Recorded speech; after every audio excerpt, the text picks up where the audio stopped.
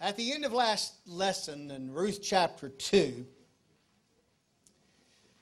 Ruth has returned to Naomi's home, the home where she's living also. And Ruth is brought back a gift of barley. And Naomi has said to Ruth, Ruth, where did you glean today to come back with all of this barley? Because Boaz had noticed her. And not only that, Boaz had allowed her to go right through the middle of the grain fields to pick up grain instead of just trying to gather what was left behind over on the edges of the field, like all the rest of the poor people were doing. Naomi is astonished that Boaz has noticed Ruth. Boaz is an older man. In fact, he is much, much older. And he has noticed Ruth. And not only that, he's been kind to her. And Naomi is really and truly astonished at that. And she says to Ruth that he is a close relative. And Naomi is very desirous to make sure that Ruth is cared for and the future is cared for. And so Naomi decides to make a plan, a very special plan, as any mother-in-law would make, because her daughter has been noticed by a man who can be the redeemer of the family. And so Naomi says to Ruth, we pick up here in chapter 3, verse 1, then Naomi, her mother-in-law, said to her, "My daughter, shall I not seek security for you, that it may be well with you? And now is not Boaz our kinsman with those maids you were? Behold, he winnows barley at the threshing floor tonight." How in the world does Ruth know that Boaz is going to stay outside of town, at least a mile outside of town? There's a circle around every single town between the edge of town and the first mile that was always reserved for the priests, the Levites, to use that ground for free. They could not own that ground, but they were able to use that ground to grow crops if they needed. So Boaz's land had to be at least 1 mile out of town. And Naomi says to Ruth, Boaz is going to be winnowing the grain tonight. How does she know? Well, here's how she knows. The winnowing process went like this. They would take the sheaves, basically they cut the stalks, and the grains are hanging on the ends of the stalks. You've seen that as you've driven down through the fields.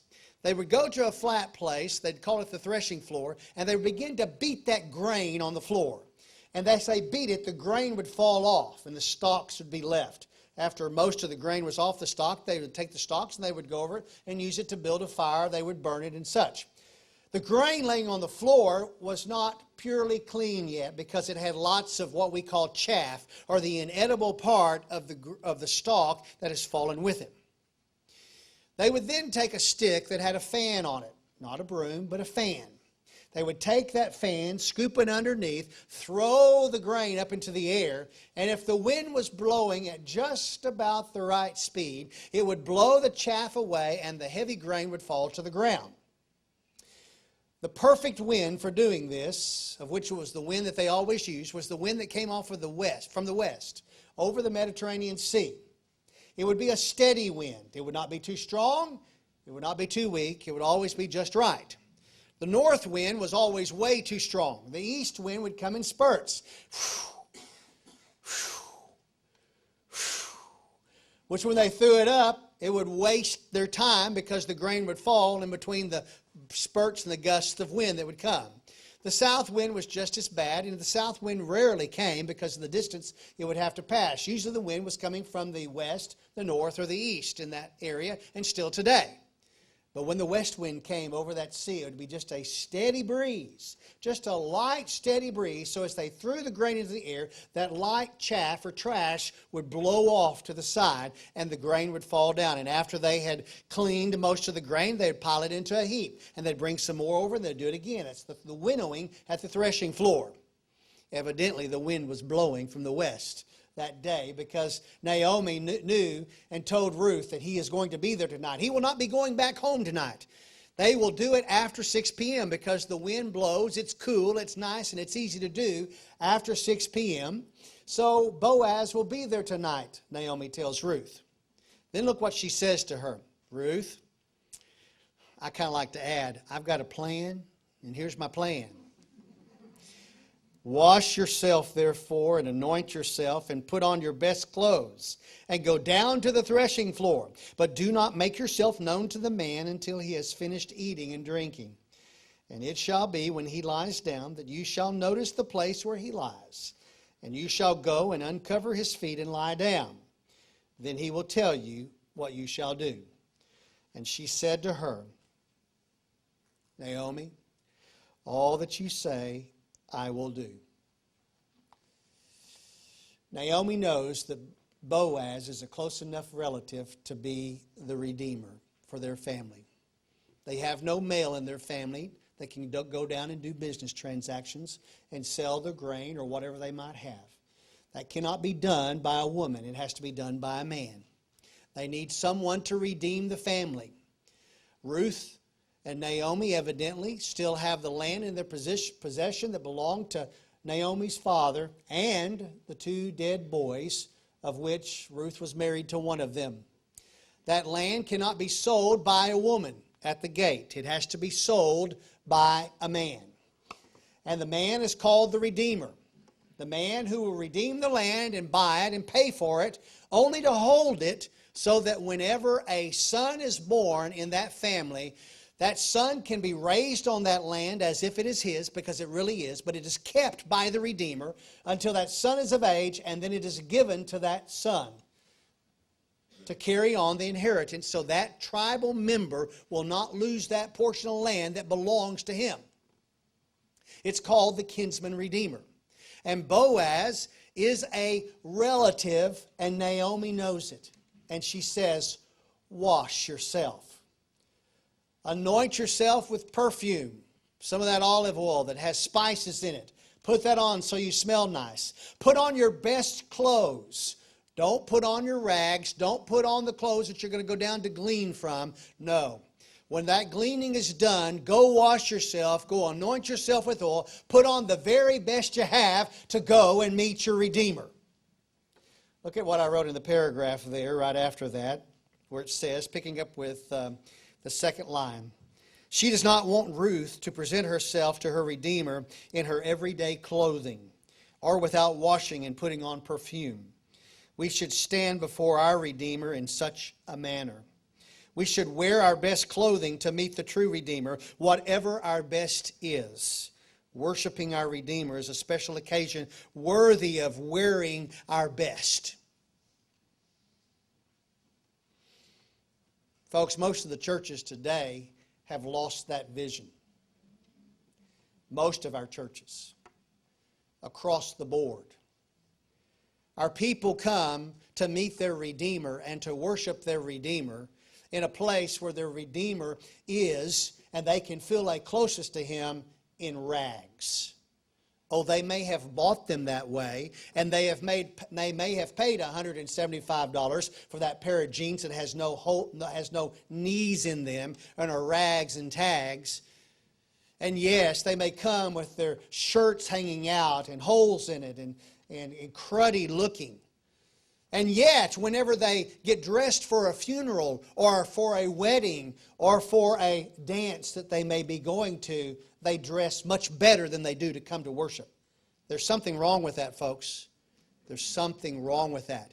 We should prepare ourselves to go meet our Redeemer with the best we have. Now, if the best you have is a pair of blue jeans that don't have any oil on them, because that's the only pair that don't have any oil on them, put those on.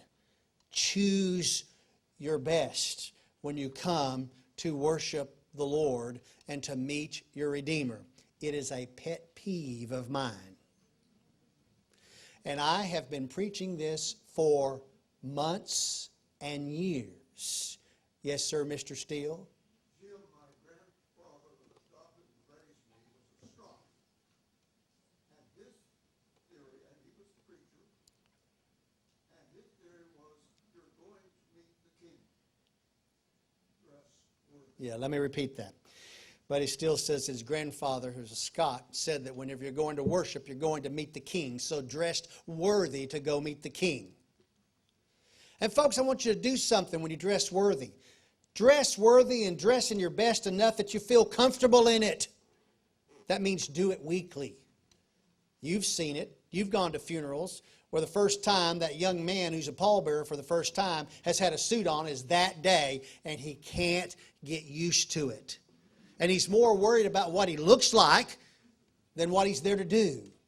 And you've seen it also with the little kids who wear their best and they can't get used to it. And so they're always doing this with their... And folks, even the adults do this as they do, because you can tell they're not used to it. You know who the new people are on the block. Just tell them, go ahead and keep wearing your best.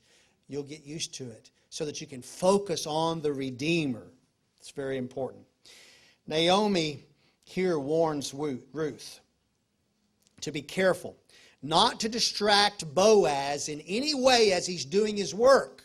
But when he gets through with his work, notice where he goes to lay down. He is not going to go home. He is going to stay there with the work because they're going to work from 6 o'clock probably till about midnight, or until all the grain that they have collected in the past few days, because they've been waiting on that west wind to come in, until they have taken care of that, because there really was no other way to do it. Folks, they could not plug in their electric fan as we do today. There was no such thing as electric fans. And they could use other fans to cause a breeze. But when God is doing it for you, it always works so much better when God brings the breeze. So Ruth goes, and she says, I'm going to do it.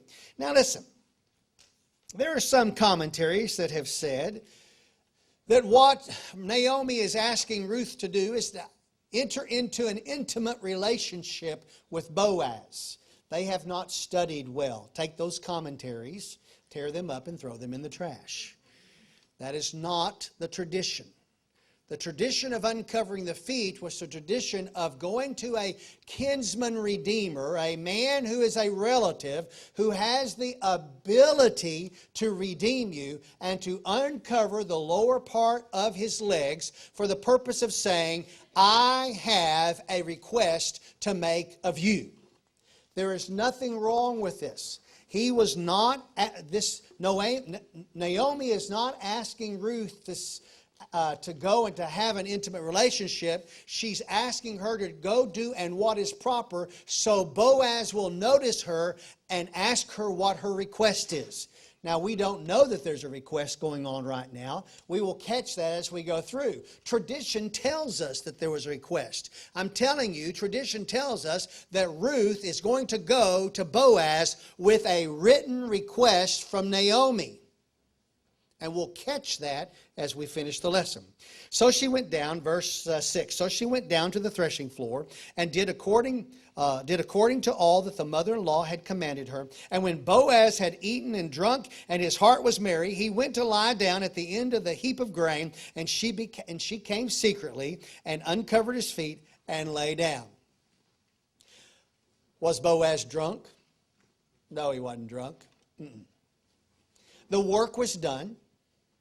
His belly was full, his thirst was quenched, and he saw the heap of grain that had been gathered.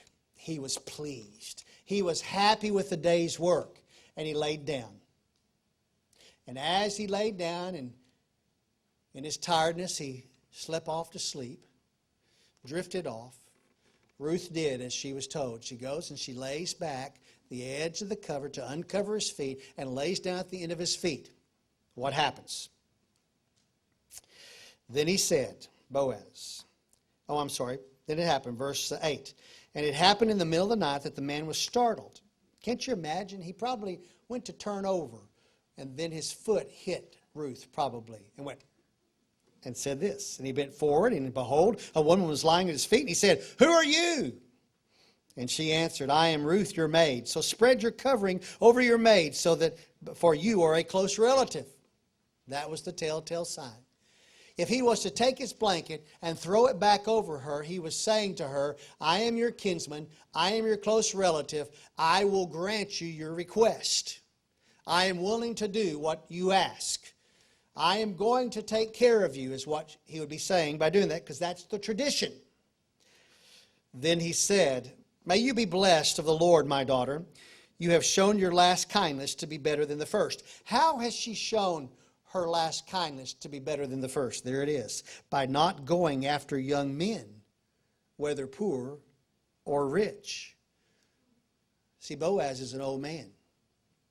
He is not a young man. In fact, he has to be old. He has to be at least 78, 79, or 80 years old. There is, oh, sorry. That is not old. Thank you. No, that is true.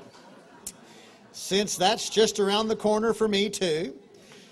But to take a young wife who is probably 27, 28, or 29, I am not sure that is what everyone would call appropriate at this point in time. It seems as we have watched TV and have seen that those things happen where an old man has taken a very, very young wife. We have all had our opinions about that, of which we will not go through at this point in time. She says it's her kindness. She has come to Boaz. Her first kindness was how she treated Naomi, her mother-in-law, to be there. Her second kindness is this, that she comes to Boaz. Verse 11. And now, my daughter, do not fear. Here's a little clue. I will do for you whatever you ask. You see, there it is. She has a request in her hand. She has gone through the proper traditional thing. She has gone up, she has uncovered his feet, whether he would be awake or asleep. Had she gone up to him to ask a request as a kinsman redeemer, as he was awake, sitting in a chair, she would have gone and taken his garment and laid it back over his feet to say, I have a request. He says, I will do for you whatever you ask. For all my people in the city know that you are a woman of excellence. She's a Moabite. She's not even supposed to be in the assembly of the people in any of the town. She is supposed to be forbidden to come in as a Moabite. And yet, she has won the hearts of everyone because of how she treated her mother-in-law. Remember the Deuteronomy passage that I read you last week? Down to the 10th generation, after the writing of the law of the Deuteronomic Code, Moabites and Ammonites were not to be in the assembly of the people because of their sinful nature. Well, we're right at the tail end of that. We're at the tail end of the 10th generation at this point in time. That curse on those Moabites and Ammonites is fixing to pass away. But up to this time, all the Jews still knew those Deuteronomic codes that they were trying to follow. In fact, that probably is one reason that the closest relative will not redeem her. We'll get to that in a minute. Verse 12. And now it is true, I am a close relative. However, there is a relative closer than I. That actually is probably one of my favorite verses in this entire book. Because it says to me that Boaz is a man like I want to be, even in my old age or in my young age. A man of integrity. He has a beautiful young woman who is laying at his feet. He could throw the cover over her and take her and redeem her. But he says, I cannot do so because I am not the one first in line to be your redeemer. I am not the one first in line to have the responsibility to take the land and purchase it and use it as my own, caring for it until I pass it on as an inheritance to the one who it truly belongs to. Boaz was not going to take advantage of Ruth and Naomi because there was one closer. He didn't have to go to the gate. He didn't have to go do it. He could have done it himself. But no, he knew there was someone closer. He says, I can't do it. His integrity would not let him do it. Verse 13, he says this to Naomi. Look here. Remain this night, and when morning comes, if he will redeem you. Who is he? The closer relative from the verse before. If he will redeem you, good. Let him redeem you. But if he does not wish to redeem you, then I will redeem you. See the promise? Evidently the note has asked. Naomi has asked Ruth to ask Boaz to redeem them. And Boaz has said, I can't because I'm not the right one. But I know who the right one is. And if he doesn't redeem you, I promise you, I will redeem you. So she lay at his feet until morning and rose before one could recognize another. That means she rose in the dark. And he said, he didn't say this to Ruth. Look who he's saying this to. Let it not be known that the woman came to the threshing floor. Catch it. He's saying it to the maids and to the servants. He is not the only one who was there that night. No one went home. The master was still in the field. The master was still working. The master laid down there to sleep, and that meant that the maids and the servants laid down to sleep there too. The heap of grain was there. They were going to get up the next morning. They were going to reap some more because the master was there. Had they gone back to the house, everybody was there that worked for him. All the maids, all the servants. They all saw Ruth there. They knew Ruth was there. And so Boaz says, let it not be known that Ruth was here. Why? Because Boaz has a plan. He has an important plan. And he doesn't want to, as I would say proverbially, cast pearls before swine. He's telling his maids and his servants, don't you tell anyone. And I'm going to go ahead with the story. He says, I'm going to the gate today and I'm going to get this handled today. And I don't want you to say anything to anybody until this transaction is over. Folks, listen. Tribes are tribes and nations are nations and people are people. It doesn't matter where they are. And everybody that worked for Boaz knew that Ruth was at his feet that night because they were all out there around the campfire. And Boaz gave his employees instructions. He had a plan, and he did not want his plan to be thwarted. And because people are people, things like this just cannot be kept quiet. There are important things in life that you must keep quiet, and there are important things that you must do, and you must do it today. There are things that matter not a hill of beans in this life at all. But there are things that have to be done today. Some of you have list upon list upon list of things that make absolutely no matter in this world whatsoever. You scratch out things on your list and you rewrite lists over and over and over. And the stuff really doesn't matter. But with every single person that I've ever seen that does that, there's always something on that list they keep pushing to another day, and that was the thing that was important that needed to be done. Nothing else mattered. You let all the chaff get in the way, the trash of things you think are important. So it is in my house. You know, out in my garage, I got projects that are not finished yet, have been sitting there for years and years and years. I got cars that are in parts and have not been finished. And you know what? If they never get finished, it is okay because it is not important in life that those cars get finished. If they end up being hauled off to the metal yard, so be it. But you let something happen with my wife and my daughter and my family or whoever, and if I don't take care of it today, I have sinned. There are things that are important today. And all that stuff out in my garage, I've told you many, many times, everything that is near and dear to me besides my wife and my daughter is out in the garage because that's where we have placed it.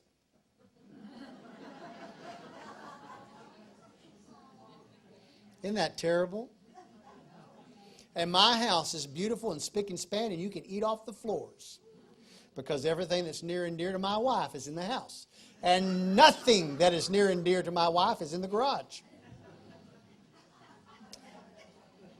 Isn't that right? That is absolutely right.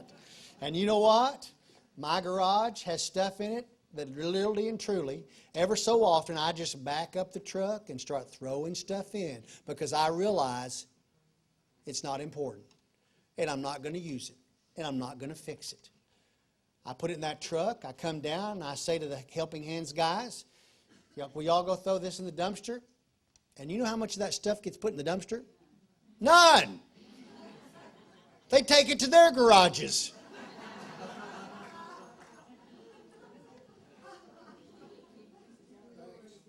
You're welcome. And I wish they'd go ahead and just sell it and get rid of it because it's just not important. Well, Ruth spends that night at Boaz's feet. And she gets up before dark, before the light comes up, so she can slip back into Bethlehem. She can get back to Naomi's house. And look what happens, verse 15. And again he said to Ruth, she's not left yet, that's where she's headed, to Bethlehem. Give me your cloak that is on you and hold it. And she held it, and he measured 6 measures of barley and laid it on her. He had to help her put it on her shoulders so she could carry it. Let me explain what this means. See, y'all would just read past that. That's what I'm here for. You pay me for this.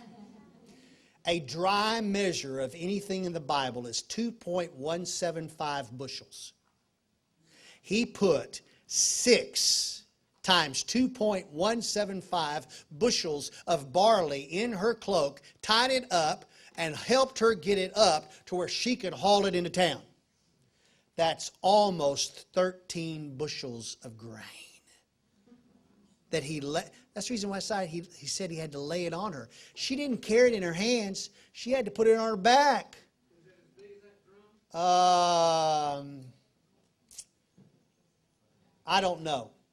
But it also is barley. I mean, barley's not as heavy as wheat, so it's by dry measurement, not by weight. All right? And so she takes it in.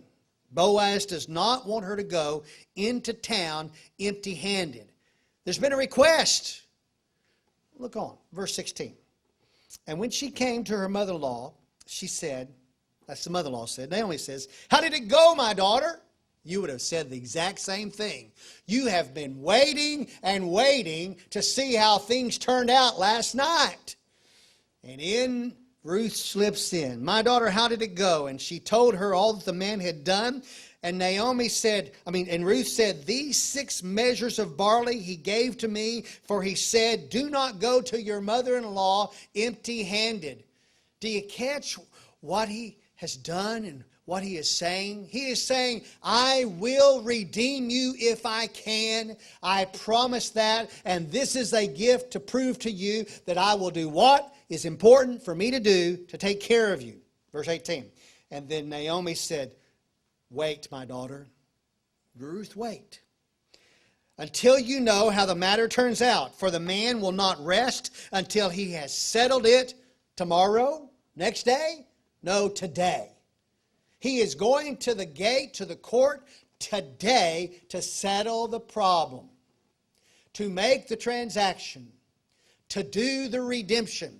He's going to settle it today. Folks, I want you to understand there are some times in this life when the Redeemer is doing His work, only thing you can do is wait. When your spouse is in the hospital and all things have been done, all you can do is wait on the Redeemer.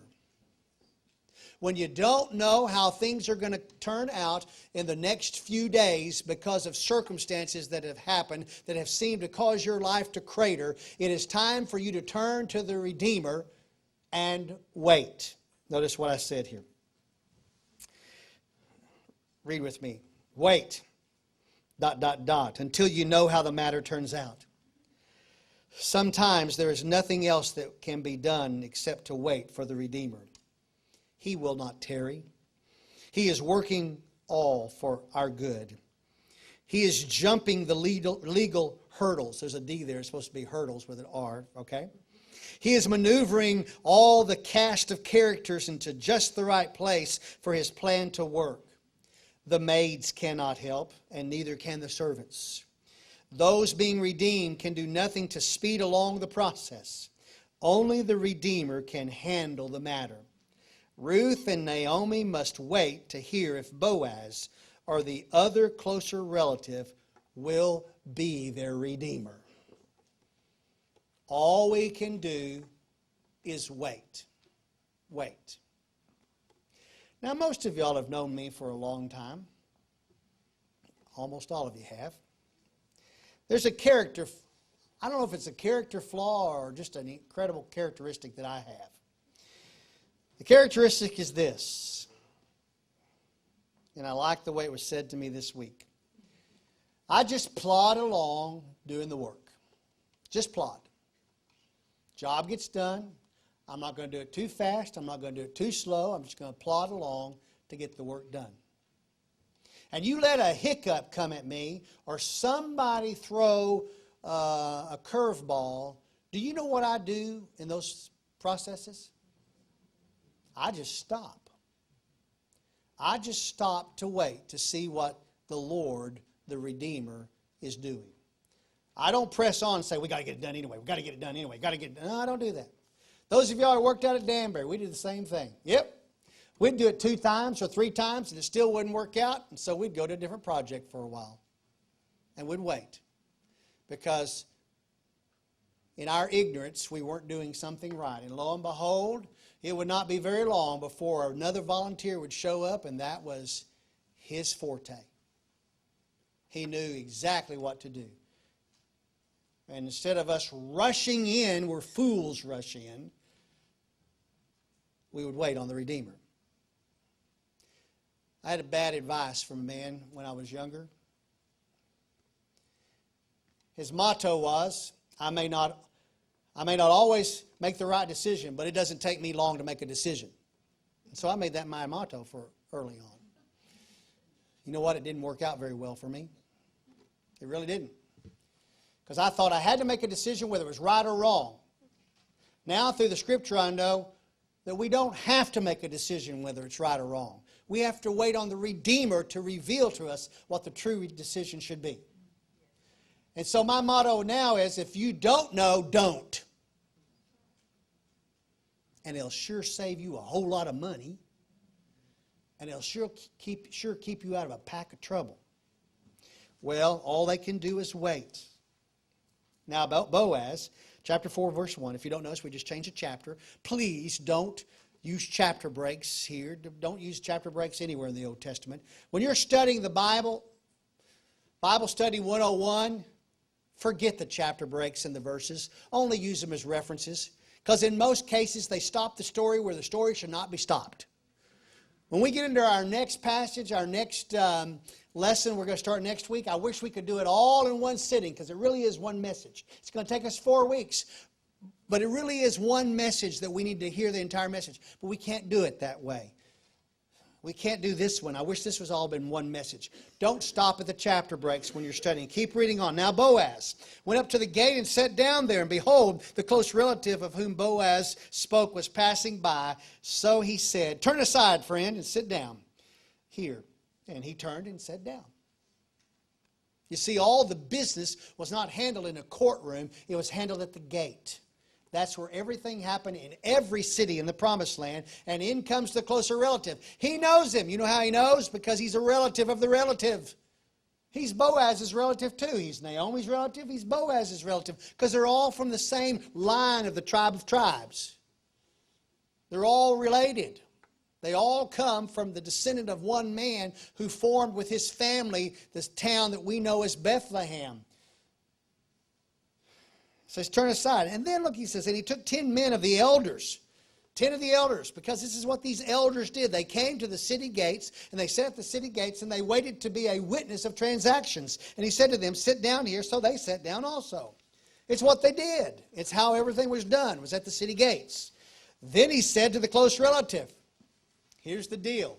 This is where we know that Ruth had a request from Naomi when she uncovered his feet. We've got to catch it. It's not told to us, but we catch it when we know the traditions and the customs.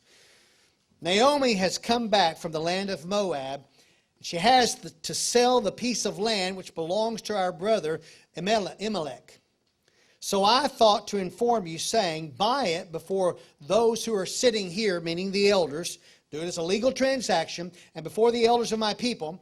And if you will redeem it, redeem it. But if not, Tell me that I may know, for there is no one but you to redeem it, and I am after you. And he said, I will redeem it. Close relative, here's the land. There's the land to be sold. Naomi has it. It's you're the first one in line. Redeem it if you want to, but let me know if you don't, because if you won't, I will. And the man says, I will redeem it. Now, if you were Boaz, I wonder what your heart just did. Did your stomach just turn upside down? Did your heart just drop? I'm not sure it did, because Boaz is a wise and wealthy man, and he has a plan. So then Boaz said, all right, close relative, I wish we knew his name, but we don't. On the day that you buy the field from the hand of Naomi, you must also acquire Ruth the Moabitess, the widow of the deceased, in order to raise up the name of the deceased on his inheritance. Oh, this close relative knows exactly what that means. She's a Moabitess, and he has to take her too. Now listen, he's going to redeem the land. That means he's got to take Naomi also. That's a mouth to feed. Now he's got to take a Moabitess. That's not only a mouth to feed, but the law said a Moabitess cannot even be within the assembly of the people. He says, I can't. He must have a child and raise that child on that land in the name of the Father, on his inheritance. And when the son becomes of age, he must give that land back to that son to be his. And the close relative says, I cannot redeem it for myself, lest I jeopardize my own inheritance. I can't. I'm sure that close relative must have been younger than Boaz, and probably his father was still alive. And there are prejudices that go down through every single generation to generation. And I'm sure that young close relative was thinking about, if I take this Moabite woman into my family and have a child with it, my father that's still alive will disinherit me, and I will not get all that's mine. It's all about money, isn't it? It's all about money. With Boaz, it's not about money, folks. That has nothing to do about money. Boaz is already wealthy. He wants to do it out of kindness, not because of money. Redeem it for yourself, he tells Boaz. You may have the right of my redemption, for I cannot redeem it. Well, I bet that just made Boaz happy, and it did. Now, this was the custom in the former times in Israel concerning the redemption and the exchange of land to confirm any matter. A man removed his sandal and gave it to another, and this was the manner of attestation in Israel. So the close relative said to Boaz, buy it for yourself, and he removed his sandal. Took off his sandal and gave it to Boaz.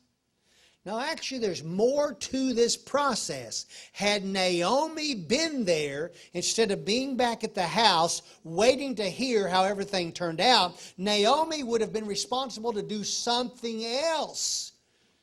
Rather disgusting in today's life. But some of y'all, you women, would have loved to have the opportunity to do this.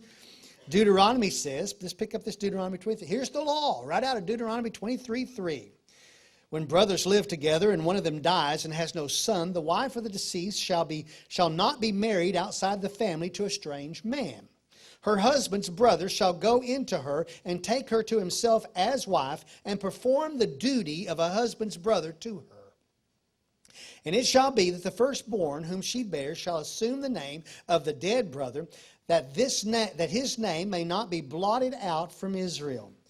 But if the man does not desire to take his wife's brother, then his brother's wife shall go up to the gate to the elders and say, my husband's brother refuses to establish a name for his brother in Israel. He is not willing to perform the duties of a husband's brother to me. Then the elders of the city shall summon him and speak to him. And if he persists and says, I do not desire to take her, then his brother's wife shall come to him in the sight of the elders and pull his sandal off his foot and spit in his face, and she shall declare, thus it is done to the man who does not build up his brother's house. Had Naomi been there, she could have come up, grabbed his sandal, and spit in his face. Do you know why probably Naomi was not there that day? Because she wanted Ruth with Boaz, not the nearest relative. Now that's just speculation, but I bet when you all get to heaven, what a day, glorious day that will be, when we all finally get there, lo and behold, we'll all find out that I was right. Ask that question. Put that on your heaven bucket list of questions that you have to ask. But I think Ruth is very pleased with what has happened.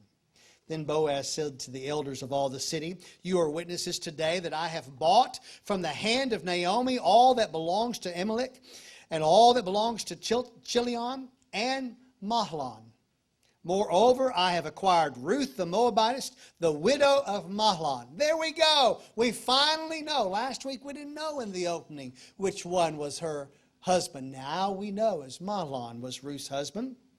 "I have taken the widow of Mahlon to be my wife in order to raise up the name of the deceased on his inheritance, so that the name of the deceased may not be cut off from his brother or from the court of his birthplace.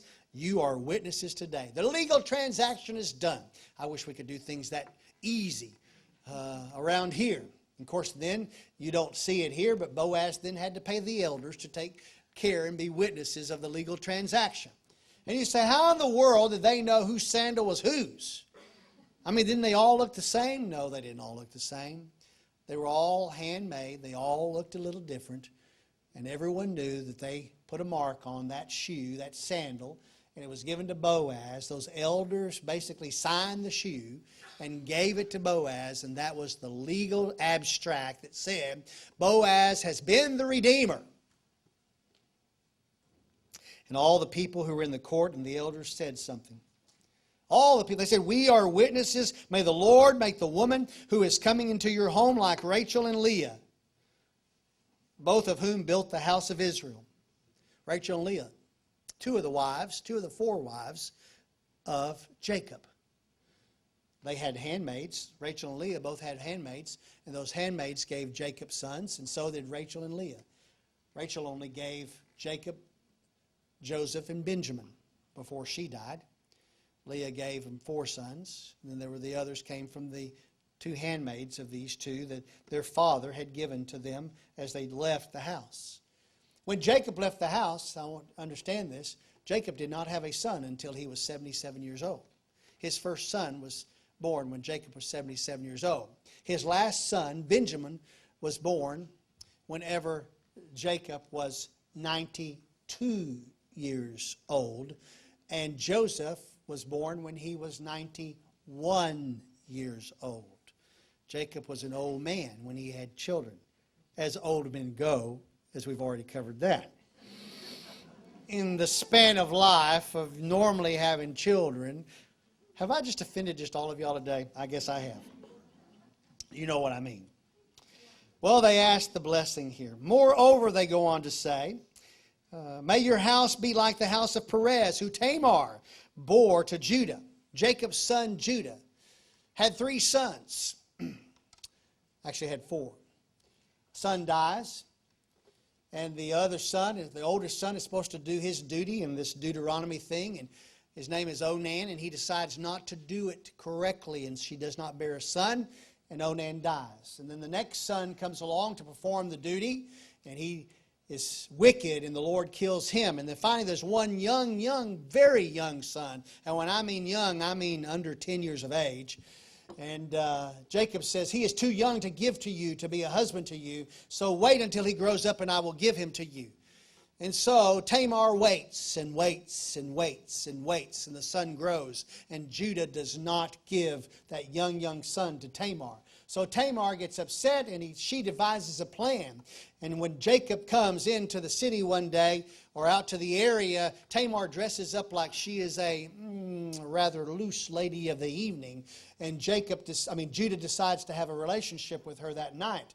And for payment, he does not bring anything to pay, so she takes his belt and his stick as a earnest money that he will send her the payment of the little kid whenever he returns back to the flock. The kid not being a child, but being an animal, a lamb. Months go by, 3 months go by, and he has not paid his bill because he cannot find her because she has disappeared. And lo and behold, the word comes out that his daughter-in-law, Tamar, is pregnant. And Judah wants to kill that woman, Tamar. So Tamar is brought to him, and when she comes, she shows him the sash, and she shows him the cane, and they're all handmade. You didn't go buy these in duplicates, folks. And Judah knew that they were his and that he was the man. Born to him was Perez and another boy. They were twins. And Perez is the one who is in the line. He's in this whole generation of line. And after that, after all that happens, about 10 years after that happens, Jacob finally moves all the family to Egypt. So now you know in the timeline where this happens. It happens before they go to Egypt, and now we're way on down after that. We're 400 years after that, in fact. After coming out of Egypt 400 years before. There's 967 years of time being told within this story here. But they want to be blessed because Perez gives a blessing to Jacob and to Judah. So Boaz took Ruth, and she became his wife, and he went into her, and the Lord enabled her to conceive, and she gave birth to a son. They're in Bethlehem. Look on. Then the women said to Naomi, blessed is the Lord who has not left you without a redeemer today. When the boy is born, they go to Naomi and say, Naomi, you are so blessed. Not only have you been redeemed by your kinsman redeemer, but the Lord has blessed you with a child, and may his name become famous in Israel. May he also be to you a restorer of life and a sustainer of your old age, for your daughter-in-law who loves you and is better to you than 7 sons has given birth to him. Those women go on to say something else. They say, then Naomi took the child and laid him on her lap. Naomi takes the grandbaby, the boy, and puts it on his lap and becomes her nurse. It's going to take care of her. It's going to be the child's maid that's going to teach that child to read and to write and to do everything. And the neighbor women gave him a name. The neighbor women gave him a name, saying, a son has been born to Naomi, so they named him Obed. Who named him Obed? The women in Bethlehem, the neighbor women. His name was Obed, but his name was also Mahlon. Mahlon would be his legal name. Obed is the nickname, and it was very common for people to give people nicknames in those days because the name Obed means serving, and it is the culmination.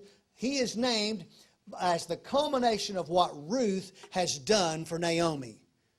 Throughout Ruth's life, when she took Mahlon as her husband, she began serving Naomi. Whenever her husband died, she continued to serve Naomi. When her mother-in-law needed food, she went to the fields to gather grain, serving Naomi.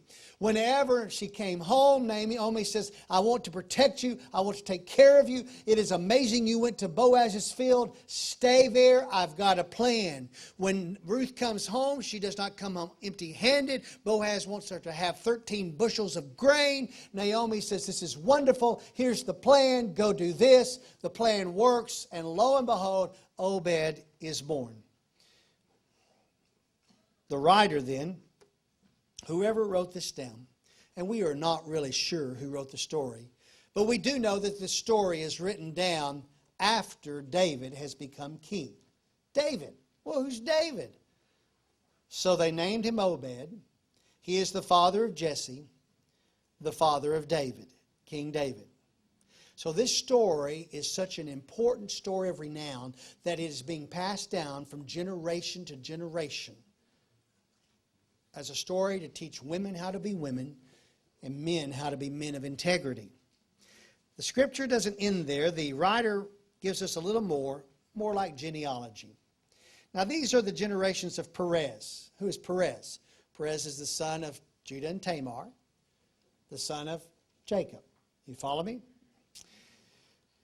To Perez was born Hezron. To Hezron was born Ram. To Ram was born Amminadab. To Amminadab was born Nahshon. and to Nahshon Salmon, and to Salmon was born Boaz, and to Boaz was born Obed, and to Obed was born Jesse, and to Jesse David.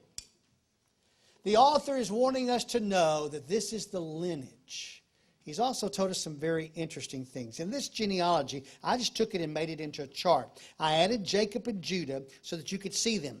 Jacob is born in 2033 BC. Judah is born in 1953 BC. Perez is going to be born sometime before 1887 BC. We know that because he's born not in Egypt, and they go to Egypt in 1875 BC. Then Hezron, then Ram, and Benadad, they're all born while they're in Egypt, and so is Nahshon. Nahshon is also born in Egypt, and he is a leader of the tribe of Judah when they come out of Egypt. You know how we know that? We know that because over in Numbers chapter 7, verses 1 through 89, we find out that Nahshon is the man who is selected from the tribe of Judah to help consecrate the tabernacle when it's built. And Nahshon has a son by the name of Salmon, who he goes off into the promised land. So he was either born in the wilderness or just before they left Egypt, because he's not over 20 years of age. And so he gets to go in the promised land. Salmon is Boaz's dad. Oh, my soul. And then Boaz is Obed's dad, and Obed is Jesse's dad, and Jesse is King David's dad, who is born in 1066. Between Nahshon and Jesse, there are only 4 generations. Do you notice that? We know that Jesse was very, very old when he had David. We know that Boaz is old when he has Obed. There's 321 years here, and the truth of the matter is Nahshon, Salmon, Boaz, Obed, and Jesse had to be at least 80 years of age when they gave birth to each of their sons. It's the only way it works out. And probably they were a little older than that, because Jesse is very old when he gives birth to King David. And so that is the story of Ruth, a story about being kind and being faithful to your family, about having integrity in your life. Well, where are we going next week? Next week we're going to the first chapter of Ecclesiastes. And that's where we'll go. We'll be in Ecclesiastes for 4 weeks. The lessons are almost completed already. And I did not know where we were going last week, and now I already know. And so that's where we're headed, through the book of Ecclesiastes. Whatever you thought about Ecclesiastes, just kind of put it on the shelf, because it will be different. It won't be that different, but it will be in context, I can tell you that. Lord Jesus, we thank you that you have given us a time to come and to study your word and learn from it. May we as men be like Boaz, and may our women be as Ruth. What an incredible testimony of the integrity of both of this man and this woman. And they should be people of honor because of how they handled themselves in light of you, who was their Messiah too. Lord, we love you in all this. Amen.